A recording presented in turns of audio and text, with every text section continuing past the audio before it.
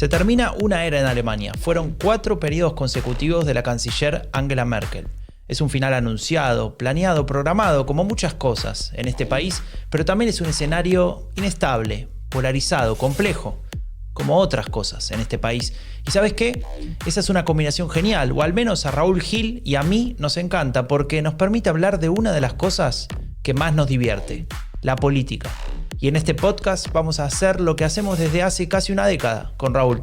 Hablar, analizar, discutir sobre política alemana, pero en español. Yo soy Franco de Ledone y esto es el fin de la era Merkel.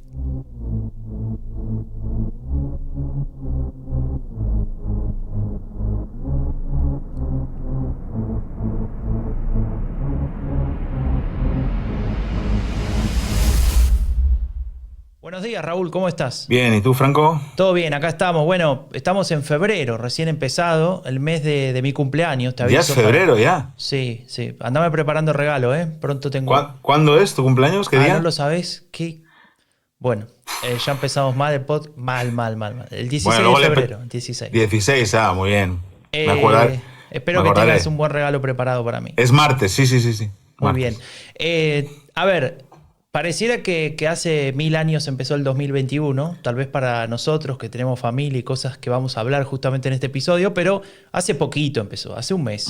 Y la pregunta que nos queríamos hacer en este episodio, en este número 23, ya creo que vamos la mitad de lo que prometimos, ¿no? Prometimos 50 y pico, así que vamos la mitad. 23, impresionante, ¿eh?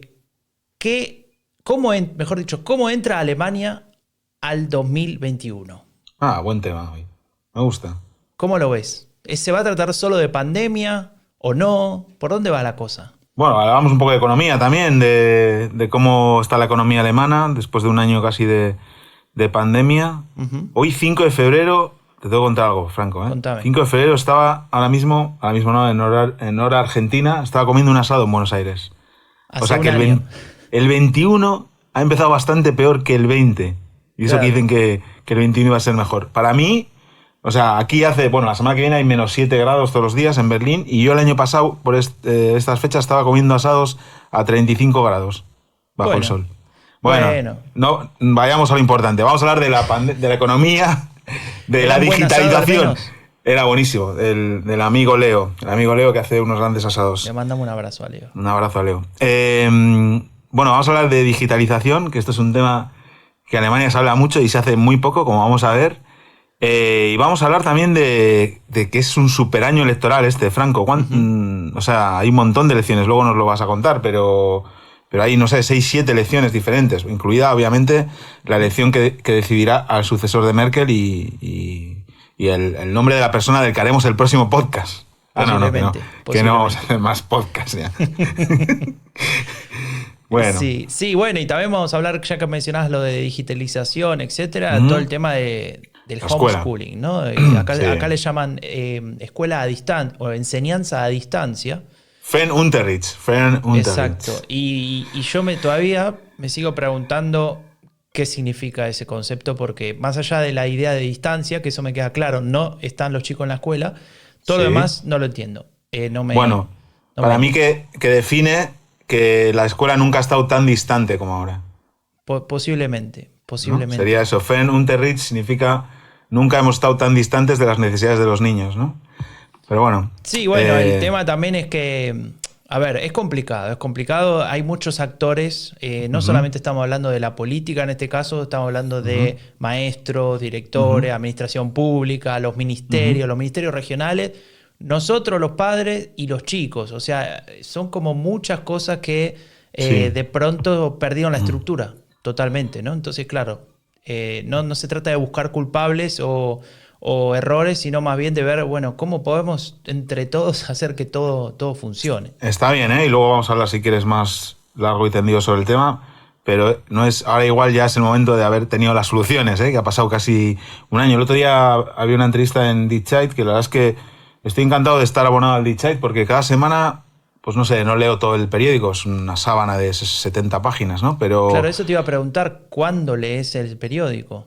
¿Mientras dormís? Okay. No, leo el periódico normalmente los viernes por la mañana, porque llega el jueves a casa Y los viernes por la mañana lo leo, hoy no he podido porque tenía que preparar unas cosas del trabajo. Los sábados es cuando más leo. El sábado me siento ahí porque tampoco, igual salimos al mercado a dar una vuelta, pero me siento ahí. Me encanta. La semana pasada había un debate entre un chico, un activista juvenil, yo qué sé, tendría 20 años o menos, 18, o incluso menos, no estoy seguro.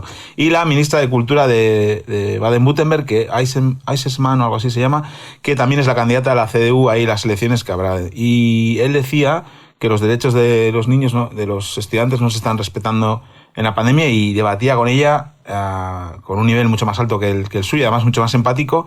Y la señora le dice en un momento, bueno, usted no puede hablar por los jóvenes, hay muchas opiniones de los jóvenes, usted mejor hable por sí mismo, ¿no? Como si ella solo pudiera hablar por otros, ¿no? Es alucinante, ¿verdad? Cuánta arrogancia, ¿eh? Cuánta arrogancia, sí. Bueno, le costará... Esa entrevista creo que le va a costar algún voto, porque quedaba bien claro en un periódico nacional importante como es el Die Zeit, la arrogancia y la incapacidad de esa señora. Pero vamos a empezar por el principio porque nos metemos a Die Zeit. ¿Qué habías leído? Me ibas a contar lo que leíste ahora.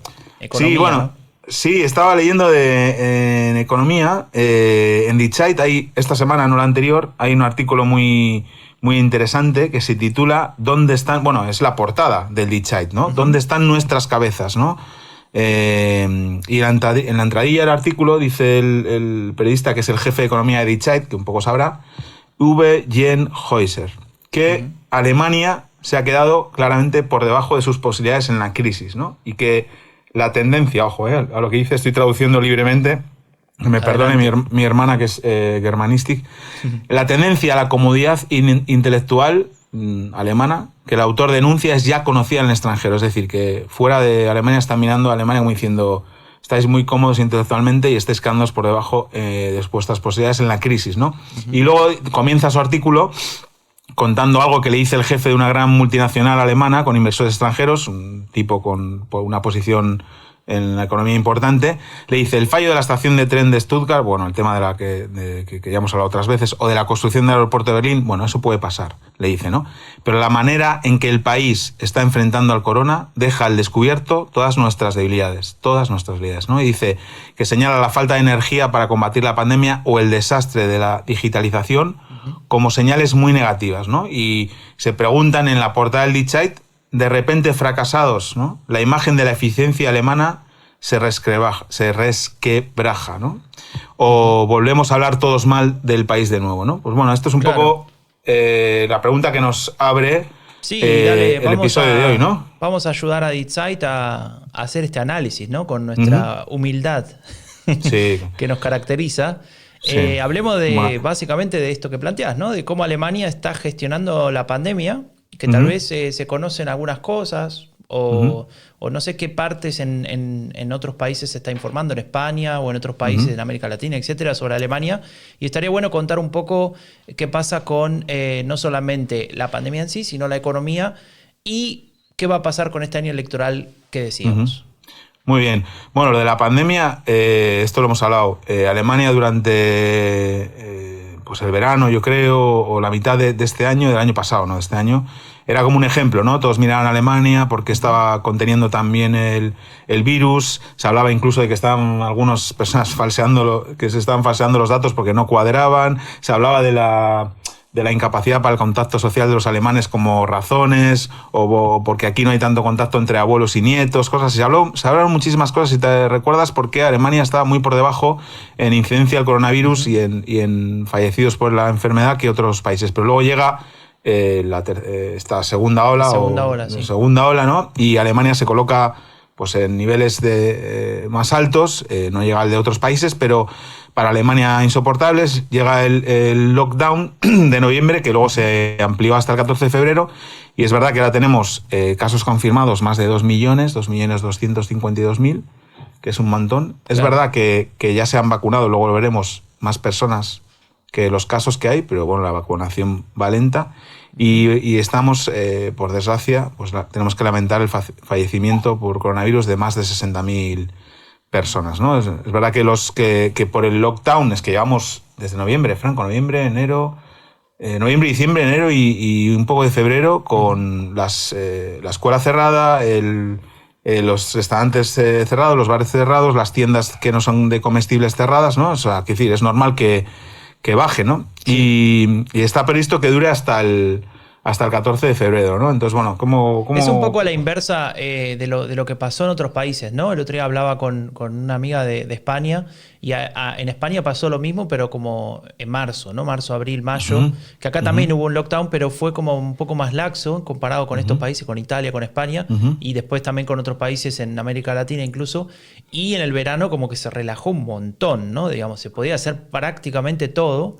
Sí. En Alemania, digo, y después, claro, esto que vos contabas, llega la segunda ola, Merkel lo advierte, nadie la escucha y cuando empieza realmente a ser descontrolada el crecimiento, meten este lockdown que acabas de mencionar y que nos tiene acá, que tal vez en otro lado no se da, ¿no? Y bueno, por ejemplo, no tenemos escuela, ¿no? Claro, ¿y cómo es la vida sin escuela, Franco? Bueno, la vida sin escuela es una vida muy especial, es una vida que nos obliga a desarrollar otro tipo de habilidades, ¿no? Por ejemplo, la de ser maestro, básicamente. No sé si te suena. Sí, yo estoy aprendiendo inglés. Bueno, yo inglés soy peor que en alemán. Imagínate lo que puedo enseñar en inglés, pero bueno, algo sé y puedo. Y matemática también un poco. Mi padre era profesor de matemática, algo se tendría que haberme quedado, pero bueno, ahí estamos, sí, luchando bueno, igual también hay, a ver, tampoco para no exagerar, ¿no? Se trata más que nada de muchas veces tratar de ver cómo ayudás a tus propios hijos a entender algo, ¿no? Y eso es la parte más difícil. No es que sea difícil decirle a un nene, por ejemplo, en la primaria, bueno, se suma así, se resta así, qué sé yo, según el ejercicio, sino cómo salís de una situación de no entiendo, dale, por favor, que tengo que seguir trabajando y ahí, bueno, se complica mucho porque, claro, no es cada uno trabaja y todos tienen sus actividades y trabajan de manera paralela, sino acá hay sentimientos, hay chicos chiquitos, ¿no? Etcétera, y por algo los maestros estudian pedagogía, si no. Claro, ese es el tema, que yo creo que estamos viendo, nos estamos dando cuenta, igual que nos hemos dado cuenta de la importancia de los sanitarios, ¿no? Con el coronavirus,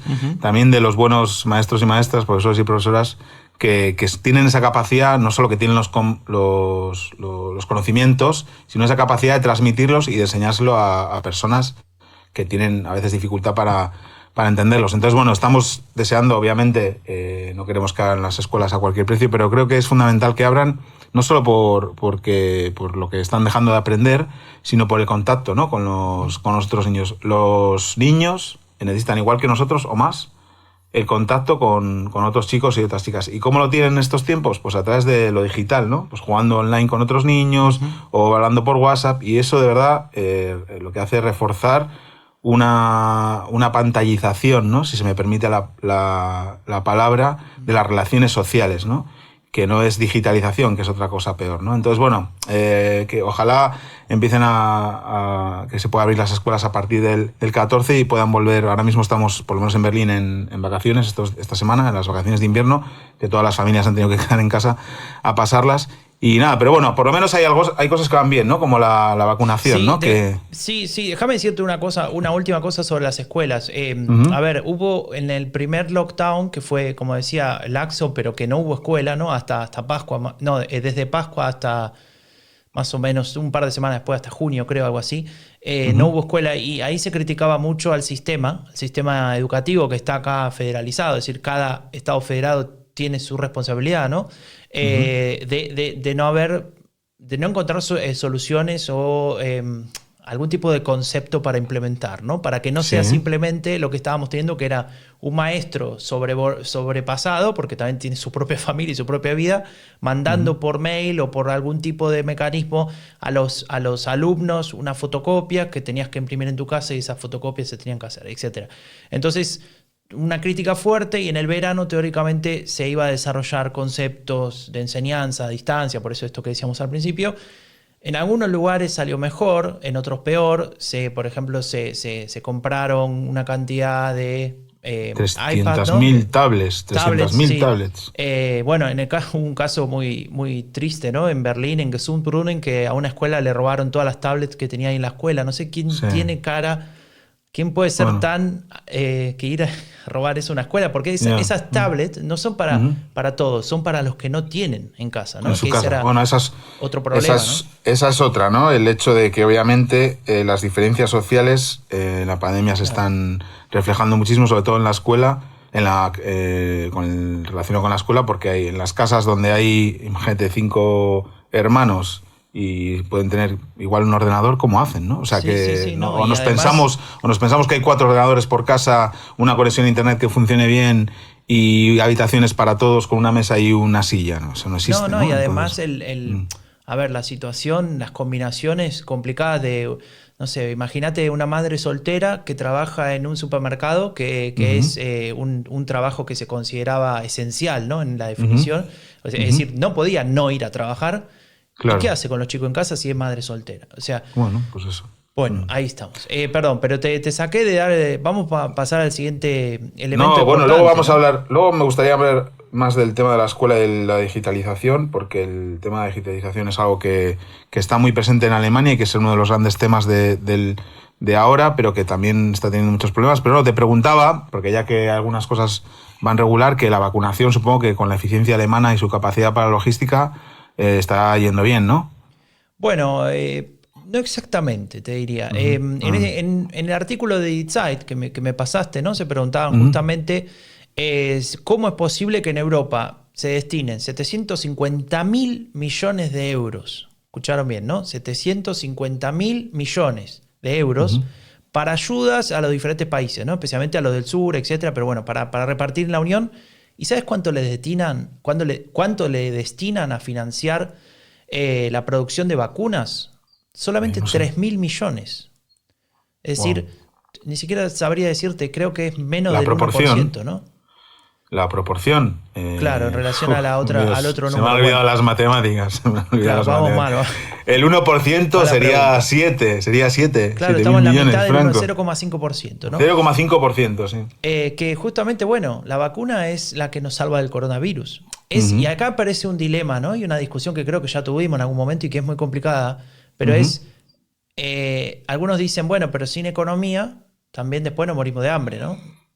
Aunque nos vacunemos. Y ahí es donde empieza esa discusión muy Bueno, igual difícil. puede haber un equilibrio, ¿no? Igual puede haber un equilibrio. Claro. Lo que está claro es que, a ver, yo por ejemplo, personalmente, lo que había visto, yo estaba como muy tranquilo con el tema de las vacunas porque pensé que no era muy difícil de gestionar, ¿no? El hecho de que todos estamos registrados en la Seguridad Social, hay una serie de protocolos, por lo cual hay un público, digamos, que tienen una prevalencia para vacunarse, obviamente las personas de riesgo, sanitarios, toda esta historia, ¿no? Que nos iban a ir vacunando pues según nos fuera llegando el momento de la vacuna, pero veo que en todos los países están teniendo problemas, primero por la falta de Lieferung, o sea, de servicio de las vacunas, y también porque están vacunando a ritmos más lentos del que se pensaban. O sea, para haceros una idea, por ejemplo, mientras Israel o Emiratos Árabes Unidos, por poner dos ejemplos diferentes, han vacunado a una enorme parte de la población, o Reino Unido, con el lío que tiene con las cepas nuevas, al 15%, Estados Unidos al 10%,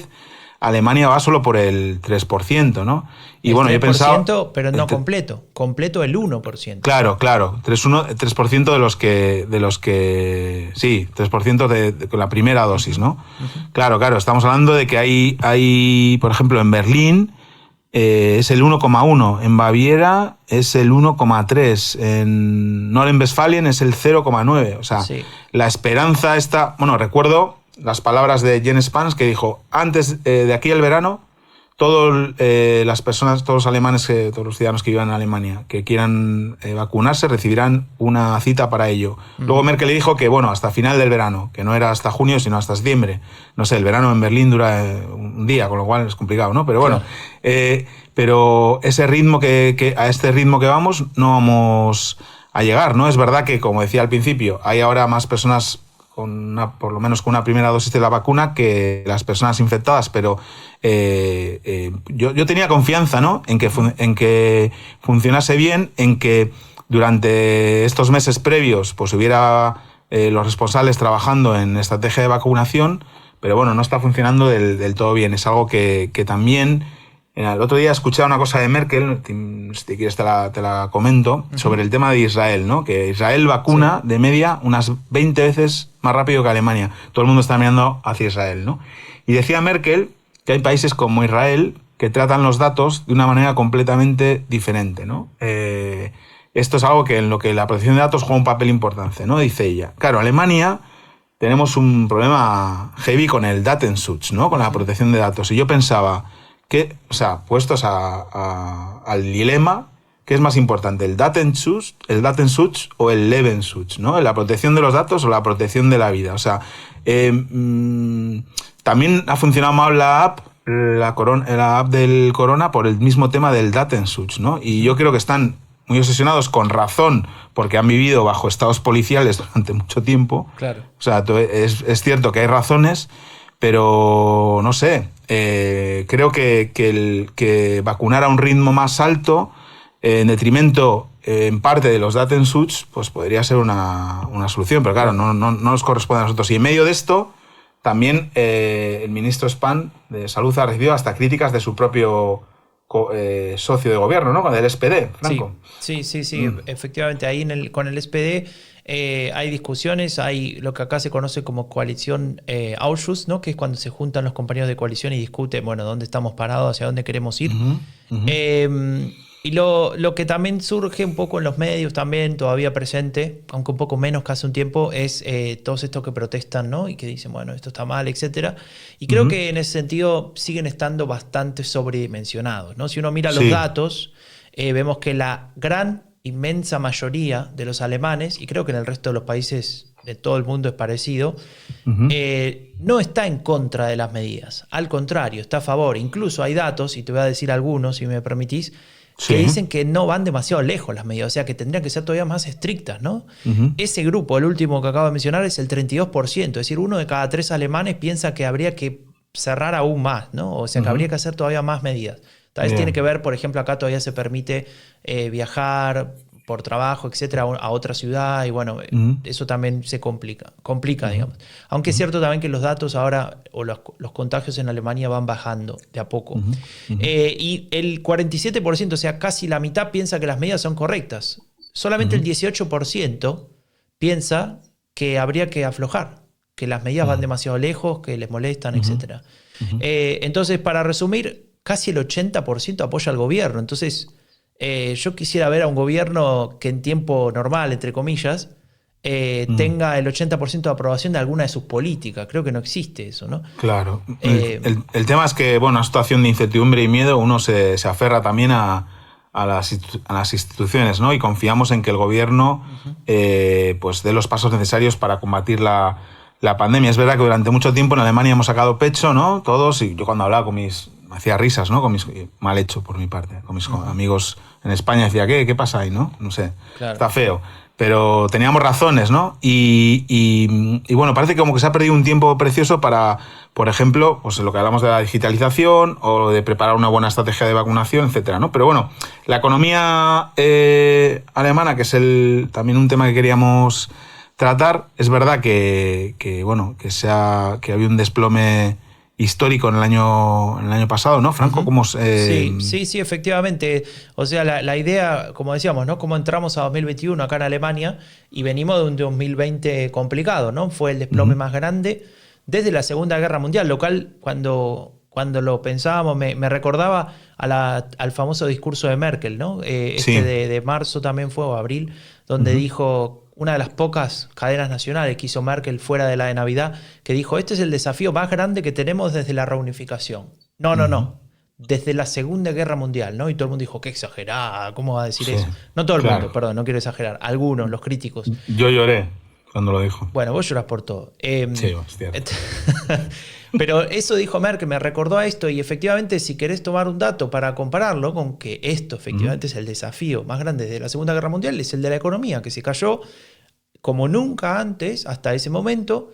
Estamos hablando de reducción del 5% del Producto Interno Bruto, lo dice la Oficina de Estadística, y esto marca un fin de 10 años consecutivos de crecimiento, ¿no? Solamente digamos, la última vez que esto, que esto se cayó como ahora, o quiero decir que cayó, no como ahora, sino que cayó, fue en 2009, ¿no? Con la famosa crisis del euro de aquel momento.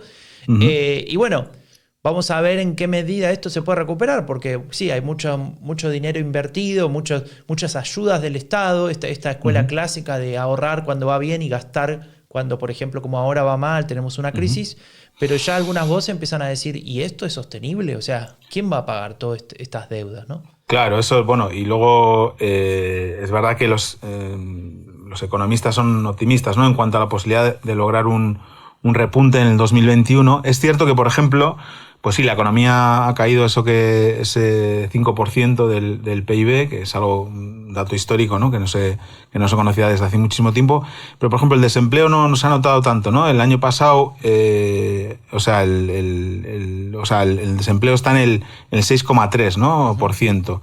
Estamos hablando de que en 2019 estaban al 5%, y en 2020 en 5,9% y en 2021 6,3%. Bueno, son números que ya quisieran otros países, por ejemplo el mío, España, ¿no? O sí, seguramente sí, Argentina, ¿no?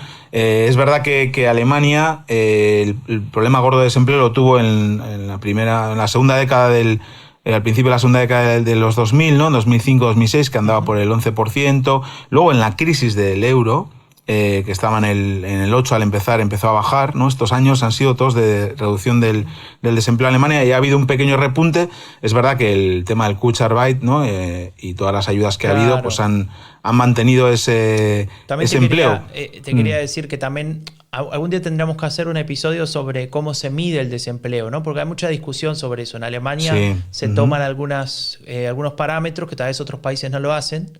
Uh-huh. Y que también hace que a veces los números sean más bajos que lo que pasa después en la vida real, ¿no? Tengo un experto de ese tema que podemos invitar, además es español, o sea que... Bueno. Miguel Montero trabaja en la Consejería de Trabajo de la Embajada y es un experto en temas estadísticos sobre empleo en Alemania, así que un día podemos invitar a charlar. Estaría bueno para ver un poco cómo... A ver, este dato que es tan enorme, ¿no? Porque hay pocos países que pueden decir que tiene 5 o 6% de desempleo. Baviera tiene creo que el 4%. Sí, Baviera es... creo que Baden-Württemberg tiene incluso menos, me parece, si no recuerdo mal. Es pleno empleo técnico, es eso. Sí, no se considera ni siquiera desempleo. Sí. Pero bueno, la pregunta es cómo se mide esa... Los datos son decisiones también. Pero bueno, no estamos yendo de tema de vuelta, Raúl. Sí, por favor. No, quería decirte que en el artículo de Die-Zeit que destacamos al principio, gracias al Die-Zeit, bueno, para eso también pago el abono todos los meses, ¿no? Para poder tomar alguna idea para el podcast. Sí. Porque si no, decía el periodista, contaba una anécdota, volviendo al tema de la digitalización, que le acaba de ocurrir, que quiso reservar una cita por teléfono para vacunarse para sus padres, que son mayores de 80 ambos, los dos, y que viven en Nordrhein-Westfalen. Y llamó y la persona que le atendió le dijo que no tuviera grandes esperanzas. Empezó así la conversación, imagínate, ¿no? Qué buena onda. Y dice, al final encontraron una fecha libre para marzo, para los últimos días de marzo, pero no pudo reservarla en la web porque estaba caída, ¿no? Así que le dijeron que les enviaría una carta a casa, aunque le dijo a la señora que eso no siempre funciona, así que le tocaría volver a llamar en unos días, ¿no? Que es una anécdota, pero refleja el estado de las cosas con la digitalización en un país, recordemos, que es importante recordar que estamos sufriendo en este año pasado de videoconferencias todos los días, que tiene una de las peores conexiones a Internet de Europa. Sí, es una locura. La más lenta de Europa. Horrible. Yo no he tenido ni una sola videoconferencia de esas que tengo 10 semanales en las que no se me caiga la conexión, no se me vaya la voz, no entienda algo encima. Claro, en alemán a veces, ¿no? Entonces, si encima hay un lío, pues yo no me entero de nada, ¿no? Y ese tema de digitalización, volviendo un poco a lo que hablábamos de la escuela, ahí se ve claramente, ¿no? Cómo está afectando, ¿no? Hay una cuestión ahí de inversión y de falta de concepto, ¿no? Digamos, para cerrar lo de digitalización, pensá que tenemos uno de los grandes problemas, tenemos un monopolio, por un lado, tenemos todo el tema de Datenschutz también, ¿no? Que complica todo el desarrollo que pueda haber de empresas en ese sentido. Y también una falta de inversión grande. O sea, estamos hablando de Alemania, ¿no? No es un país pobre, no es un país que tiene que pensar, bueno, a ver cómo le doy de comer a la gente, la pobreza, etc. Entonces llama la atención que tal vez en algunos puntos se queden ahí como medio frenados, ¿no? A mí hay un dato que me deja bastante loco, que cómo se puede hablar de digitalización, aunque tengas tablets, si solo una de cada 4 escuelas en Alemania tiene conexión a Internet a través de WLAN, ¿no? O sea, es imposible, ¿no? Es imposible. No, totalmente. Había una encuesta del Sul Barometer que decía que en este segundo lockdown solo el 61% de los profesores y profesoras decían que su escuela estaba mal preparada para las clases digitales, el 61%, Claro, ¿no? Por ciento. Y claro. un año antes era el 66%, había reducido un poco, pero A ver, no hay mucho. gente, esto me voy un poquito a la escuela, pero te digo un ejemplo, en el trabajo de mi esposa, ¿no? Que hace Ujú, mucho home office, todo con ujú. home es ahora, home Home. office. Había personas que tenían laptops en su casa que no tenían cámara en la laptop porque era vieja, Claro, entonces tenían que claro, tener una videoconferencia claro, y no claro. tenían ni siquiera los elementos básicos en Ujú. Alemania. Esta época antes no lo necesitaban, no se trata de falta Claro, de esto ha sido, dinero, ¿no? Sino, esto ha sido o sea, hemos tenido que aprender todos de golpe. Es verdad que para unas generaciones, bueno, para la generación Ujú. Z es más fácil, que coincide que los chavales y las chavalas pues se manejan en las aplicaciones y no les es difícil. Pero claro, si el LearnRaum, el lugar donde la plataforma donde tienen que subir sus deberes cada día, se cae cinco veces al día, pues lo tienen complicado, ¿no? Pero bueno, en Claro. fin. Yo te digo una cosa, que leí además al chico este que hablábamos antes, el activista este juvenil. Él decía, ¿no? Repartir tablets y organizar videoconferencias no es una estrategia de digitalización, ¿no? Hay que hacer algo más, ¿no? Así que bueno, podemos cerrar con eso y una petición a las autoridades educativas, sobre todo a la mía de Berlín, que el SPD, por cierto, lleva aquí Te salió 25 un poco años. de odio en la No, voz es recién. que, de verdad, lleva 25 años el SPD gestionando la educación en Berlín. Y no hay un estado donde se invierta más dinero por alumno o alumna y que a la vez esté peor situado en las indicadores, ¿no? de la escuela, ¿no? Claro, Entonces, claro, bueno, ahí. así que los de la CDU, que a veces pues tienen ideas de Berlín, pues están centrando su campaña solo en la educación. De hecho, el otro día me llegó una encuesta por Instagram que se la hacían para la CDU y todo era de digitalización. ¿Y sabes qué, Franco? Que todas las propuestas que hacían la CDU, pues preguntaban en la encuesta, yo estaba de acuerdo con todas. Entonces, ¿qué hago? ¿Voto a la CDU? Y No capaz sé. que tenés que votar la CDU. Bueno. Mira, Raúl, me llega una pregunta importante, porque Por fin. justamente hablabas de un gobierno como Ujú, el que está manejado por la socialdemocracia en Berlín, que invierte no ujú. sé cuánto dinero en Sí. algo que sale mal, porque los Ujú, indicadores muestran que la educación en Berlín es de las peores. ujú.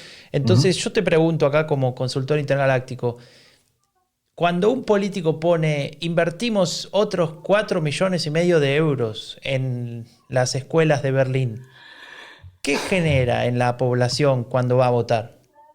Nada. Nada, o sea. Nada, nada. Da igual. Yo no sé qué son 4 millones de euros, ni sé para qué sirven. O sea, no.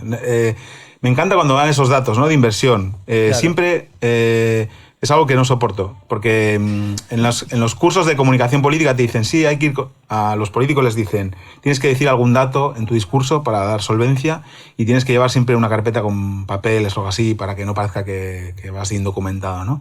Pero entonces convierten los discursos en datos y no funciona. O sea, lo que ahí tiene que decir, ¿no? Es a cuántas, no sé, hablar de historias o de personas o cuántas personas, no sé, han podido hacer la educación, que hemos mejorado, hemos crecido 3 puntos en la calidad de la educación, pero claro, como no lo pueden decir porque van para abajo, pues Sí, acaban o tal vez diciendo... pasan demasiado tiempo en esas conferencias o comisiones hablando de No, números, ¿no? no sirve de nada.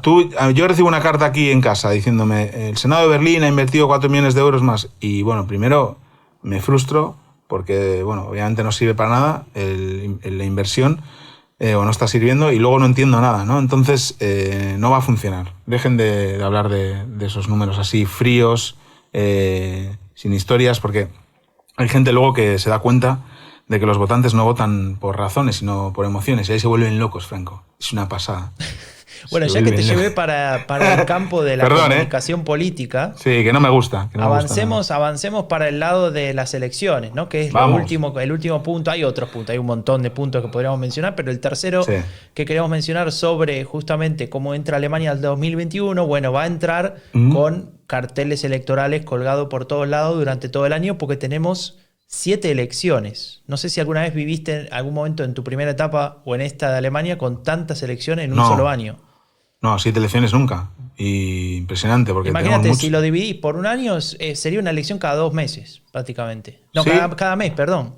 ¿No? Sí, una elección cada mes y medio, sí. Bueno, se te dan regular las matemáticas, sí, Franco.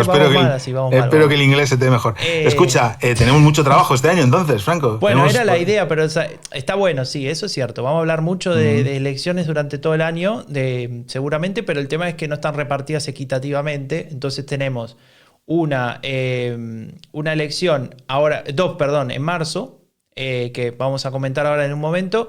Tenemos una más en junio y después todas las demás, todas juntas, en septiembre, no recuerdo ahora el día, 26 creo. 26 de septiembre. Sí, junto con las federales. Es decir, que ese día se decide prácticamente el destino de la mitad de Alemania más la Alemania federal, ¿no?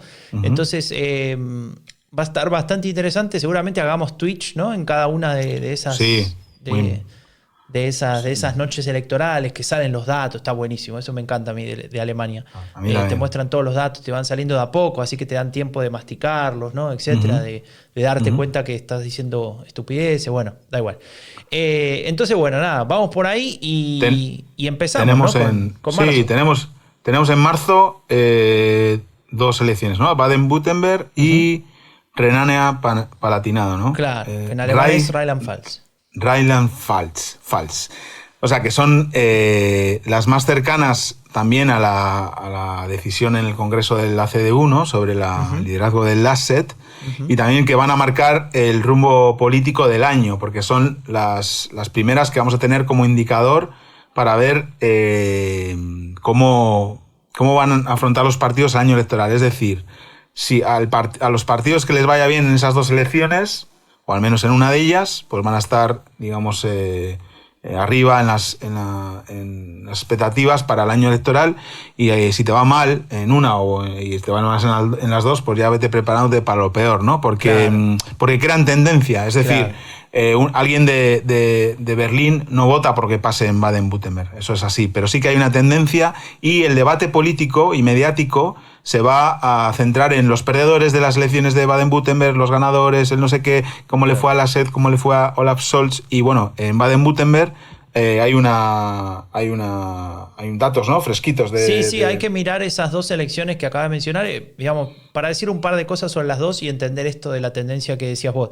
Por un lado, en Baden-Württemberg, data publicada ayer, muy nueva, muy actual, quiero decir, y es que los verdes lideran las encuestas en Baden-Württemberg para seguir gobernando. Recordemos que gobiernan ahí desde el año 2011, con 34%. Su mejor resultado histórico fue 30%, hace 5 años justamente, y sería 4 puntos por arriba. No sé, vamos a ver si pueden lograr sostener eso. Le sigue la CDU, que tiene 27%, y después, bueno, Socialdemocracia 11%, la ultraderecha 10% y los liberales 9%, ¿no? Esos datos, bueno, son un poco diferentes brutal, en INSA. ¿Cómo? Brutal la performance de los verdes. Estaba mirando, claro. Sí, son números de Volkspartei, ¿no? De 61% los 2 partidos de gobierno. Actuales. Claro. Exacto, sí. O sea, el resto que se vaya. El SPD 11%. O sea, a punto de pasarle a AfD. Sí. Uf, madre mía. No sé ni quién es el candidato del SPD en Baden-Württemberg, Franco. O sea, y había un chico joven, no me acuerdo el nombre. No sé estamos si en esos niveles. Haciendo, pero bueno, no hay que saber. Bueno, este es claramente una plaza fuerte de los, aquí dicen Hochburg, de los verdes, ¿no? Claro, ahí, bueno, desde el año 2011 gobiernan, como decía antes, pero de alguna manera es el lugar donde se hicieron... ¿Se acuerdan? Bueno, vos te acordás, la semana pasada hablamos de Realos y Fundis, sí, ¿no? Y estas 2 corrientes, bueno, gracias a esta elección y a este líder que se llama Winfried Kretschmann, que es el ministro presidente de Baden-Württemberg, es donde los verdes terminan de optar por ese camino, el camino del pragmatismo, de la moderación, ¿no? Esto que favoreció a Habeck, a Baerbock. Sí, él es lo decíamos el otro día, el rey de los regalos, ¿no?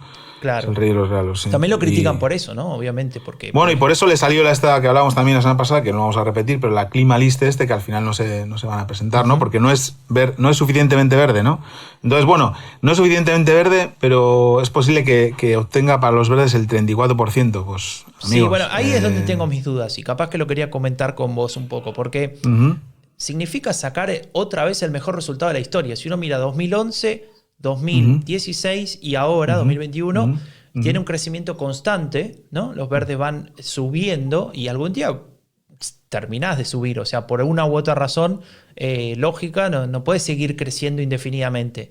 Entonces me pregunto si de verdad van a volver a hacer historia y en ese caso, claro, ahí podrían efectivamente tener un impulso fuerte para las elecciones federales, me refiero a los verdes. Bueno, yo creo que pueden seguir subiendo a costa de sus amigos socialdemócratas. Claro, esa es una pregunta, ¿no? Porque el SPD, ¿cuál es la posición del SPD en Baden-Württemberg? O sea, ni siquiera puede ser ni el líder de la oposición casi, o sea, es irrelevante, ¿no? Entonces, ahí los verdes, yo creo que si crecen, o sea, si consiguieran superar ese resultado que dices histórico del 30,3, o sea, si llegasen a lo que dice la encuesta que acabas de leer, sería a costa del SPD, claramente. O sea, y eso es un mensaje terrible para el SPD, para las federales. Que el SPD queda, no sé, en 5%, si sigue subiendo. Pues no sé, el 5 no lo sé, pero si quedan 10 ya es suficiente para que sea un desastre para las elecciones federales y que tengan muy difícil explicar a los alemanes por qué hay que votar al SPD y no a los verdes, ¿no? Claro, para hacer algunas cosas. Una cosa que me pareció interesante, bueno, acá hay una data, ¿no? Hay digamos, los niveles de satisfacción política son muy grandes con los dos partidos, CDU y Verdes, con lo cual es como que van dos pesos pesados a competir por esta elección. Pero también hay una cosa importante, me parece a mí, a ver si compartís. Si los verdes hacen una enorme elección, sacando estos 30 y pico, etcétera, es muy posible que los beneficien. Ahora, si la CDU hace una elección al menos aceptable, yo creo que Laschet también se termina beneficiando y con eso se neutraliza un poco ese efecto, ¿no? A favor de los verdes, me parece. Sí, hombre, la verdad es que este es un buen land para ambos porque están gobernando ahí y están fuertes y es mejor empezar por ahí que por otros donde tanto la CDU como los verdes no tienen tanta fuerza, ¿no? Pero lo que decías tú, por ejemplo, la encuesta de satisfacción con el manejo de la crisis, ¿no? Del gobierno regional, el 55% de los ciudadanos de Baden-Württemberg están contentos, el 7% muy contentos, es decir, 63%, que si lo sumas es exactamente el resultado que dan las encuestas a los dos partidos, más o menos. Claro. Pero es que hasta los votantes del SPD están en la mitad muy contentos o contentos con la gestión de la crisis. Es que hasta los votantes del FDP no la ven tan mal, porque el 41% están contentos o muy contentos. Solo AfD es el 75% no contentos o nada contentos, ¿no? O sea que bueno, la performance que yo creo que además Cressmann se ha mantenido un poco, digamos, lejos de los focos federales, ¿no? Con el tema de la crisis, así como Söder o como Laschet o como el alcalde de Berlín han estado más presentes ahí. Sí. Cressmann ha estado un poco más a lo suyo ahí en Baden-Württemberg y bueno, vamos a ver, ¿no? Va a marcar, claramente esta es más importante que la de Renania-Palatinado, también es importante, ahí gobierna el SPD, ¿no? Pero es más importante esta, ¿no? Porque es un estado... Sí. Bueno, también es un estado, digamos, de los ricos del sur, ¿no? Con Baviera y tiene mucho que va a influir mucho en lo que pase después en las Claro. Rheinland-Pfalz, al contrario, es uno de los pobres de Alemania, ¿no? Ahí gobierna Malu Dreyer, que es una de las pocas figuras que le quedan al SPD. A mí me cae bien esa señora, la verdad. Tiene una política de migración que me gusta también. Gobierna desde el 2013 y tuvo un gran resultado en 2016 cuando cambió lo que decían las encuestas, ¿no? Se hablaba entonces de una diferencia de 10 puntos a favor de la CDU, que la candidata era Julia Klöckner, que es la actual ministra de Agricultura, y ella, Malu Dreyer, terminó ganando por 5, ¿no? La verdad es que es un ejemplo de remontada grande, ¿no? Sí. Y bueno, también... Sí, bueno, es como una especie de efecto Schulz, ¿no? De que pasó de... Bueno, basta. Digamos, se recuperó 15 puntos. Basta ya de hablar de Schulz, madre mía, es horrible. Bueno, las encuestas en Rheinland-Pfalz, para completar esta información, ¿no? Dicen, ahora mismo, 33 CDU, 30 SPD, 14 Verdes, 9 AfD. Y ahí lo hablamos otro día, ¿te acuerdas? En el WhatsApp con nuestro amigo Cirawen, que tenemos ahí un WhatsApp los tres de charla sobre política y otros temas de interés. Decíamos, bueno, la CDU ahí puede gobernar, arrebatarle el gobierno al SPD, pero también puede seguir el SPD gobernando con los verdes, aún siendo segunda fuerza. Ya sé que esto en Alemania no es muy típico, pero resulta que, por lo que yo sé de Rheinland-Pfalz, Los dos partidos, SPD y los Verdes, se llevan bastante bien, el gobierno funciona, hay sintonía entre Malu Dreyer y los líderes de los Verdes, y podrían perfectamente continuar porque deciden hacer un acuerdo de coalición y dejar fuera del gobierno al partido que podría ser más votado, que es en este caso es la CDU. No pasaría nada. Y por eso a veces no, que no es tan sencillo como, bueno, ha ganado la CDU, pues ahora gobierna la CDU. No, bueno, puede ser que siga el gobierno de SPD de los Verdes, porque sí, Franco, pero muchas veces... Déjame agregarte una cosa, sí. que están los liberales también, ¿eh? Sí, bueno, están los liberales, pero que muchas veces estas cosas tienen más que ver con relaciones personales, con que alguien con que se caigan bien unos con otros, ¿no? Con que, por ejemplo, yo que sé, Malu o el líder de la CDU, la líder de la CDU, en la región que sea, se lleve mal con los de los Verdes, y a veces tiene mucho que ver con eso, ¿no? Yo eso lo he vivido mucho en política, pactos que se han hecho a raíz de tensiones personales entre otros posibles socios y que al final han acabado haciendo pactos con otros partidos, ¿no? Pero bueno, Malu Dreyer tiene también una alta... Están satisfechos, ¿no? Los ciudadanos de su región, el 71% lo están, y le saca bastante diferencia en la satisfacción con el candidato de la CDU, Christian Baldauf, y con bueno, el de la FDP también, ¿no? Claro, y acá un poco parecido, ¿no? De esto que decíamos. Déjame que, a ver, con tu permiso, no te enojes, pero voy a citar a Martin Schulz de vuelta. El otro día yo veía un talk show de él, bueno, diciendo algunas barbaridades, dijo algunas cosas muy, muy fuertes. Tal vez algún día hablemos de eso.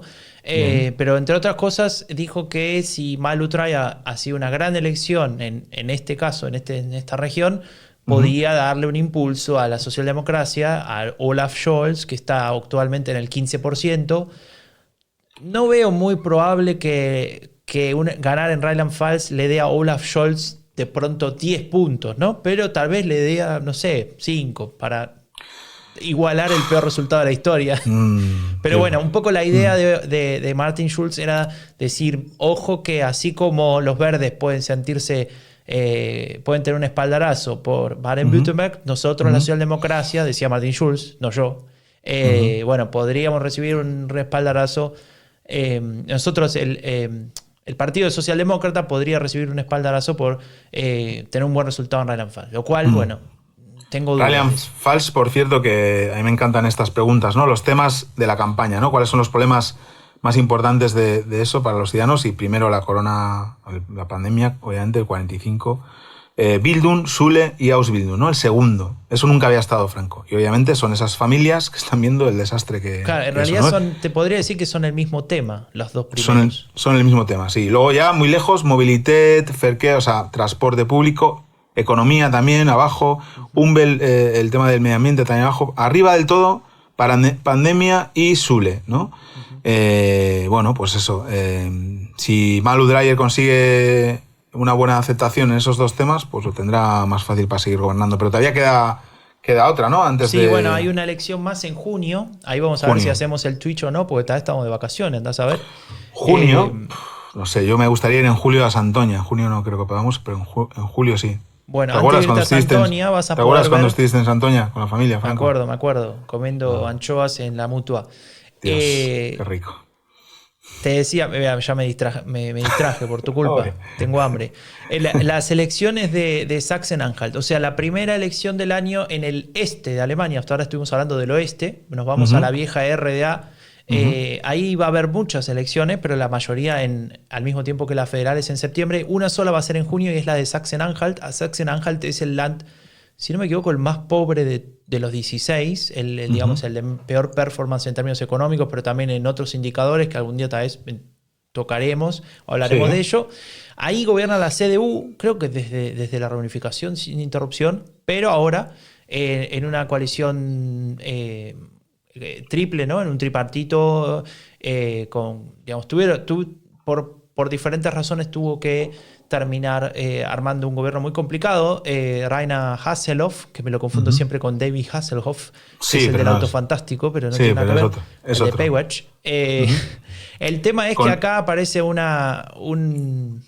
elemento que no hablamos mucho hasta ahora, lo mencionamos una vez sola, y es AfD, la ultraderecha, ¿no?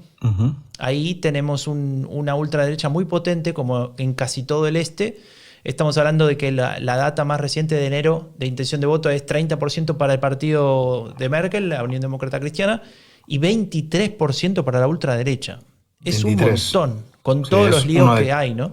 Uno de cada cuatro eligen ultraderecha. Sí, prácticamente. ¿no? Bueno, mismo número tenemos en Sachsen, ¿no? En Sajonia, y en Thüringen, en el norte del este, o sea, en Brandenburg y en Mecklenburg-Vorpommern. Por cierto, es un poco diferente. Sí, ahí arriba es diferente, pero bueno, estas que has nombrado hasta hace poco, que son donde la AfD están más arriba, también es donde el coronavirus está más arriba últimamente, pero bueno, claro, eso y eso también puede ser un poco, por un lado, la dificultad de armar gobierno, puede tener alguna dificultad ahí la propia CDU. Recordemos que ese partido hace muy poco tiempo tuvo un escándalo porque la fracción, o sea, el bloque parlamentario votó junto con la ultraderecha para rechazar una subida de un impuesto que hay en Alemania para pagar la televisión pública, con lo cual hubo una especie de cooperación indirecta, ¿no? Otra vez lo mismo que pasó en febrero, y se empezó otra vez a discutir, bueno, ¿y qué pasa con la CDU en el este? ¿No? Está más cerca de AfD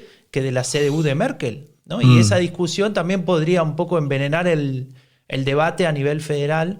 Claro. Y también un último punto importante, el rol de AfD, ¿no? Si AfD acá vuelve a hacer un resultado que impacte, puede reforzarlos para la federal, ¿no? Vamos a traer ese voto anti, ese voto que era abstencionista y quiere decir que no le gusta nada y va a votar a AfD.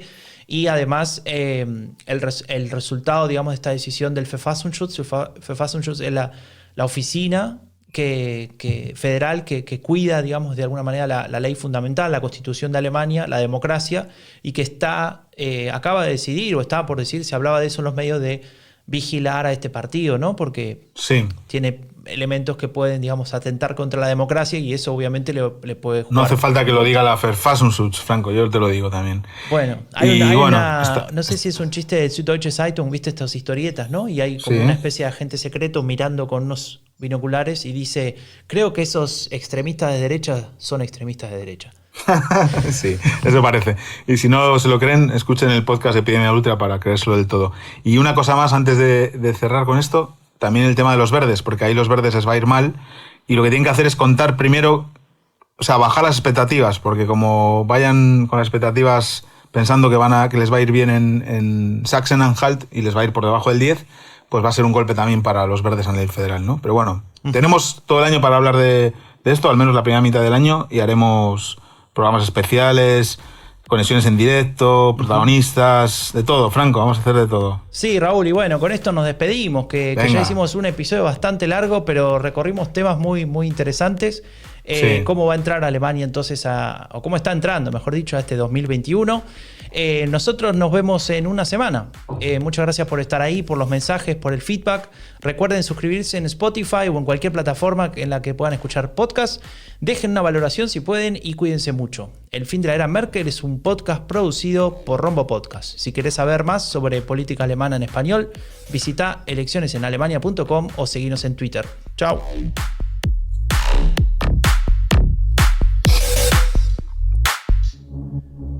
Raúl. Dime, Franco. ¿Vos viste que se conoció o dieron a conocer el contrato de Messi? Sí. Dicen que se puede conocer tu contrato. Ah, bueno. Yo cobro menos que Messi y Messi debería cobrar más todavía, digo yo. Ah, bueno. Chao, Raúl. Chao.